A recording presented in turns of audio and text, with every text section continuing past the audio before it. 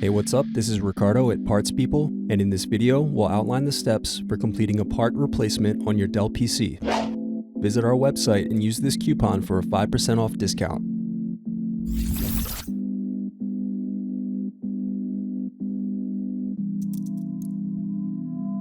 Unscrew and remove bottom base.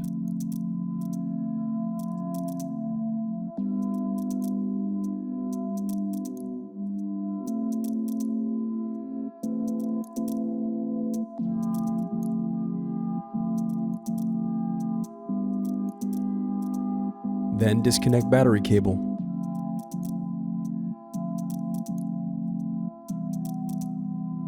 Now unscrew and remove battery.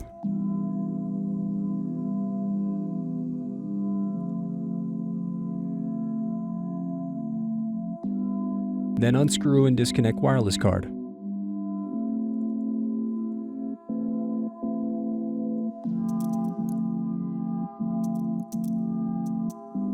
Thanks for watching. Don't forget to like and subscribe if you enjoyed this video.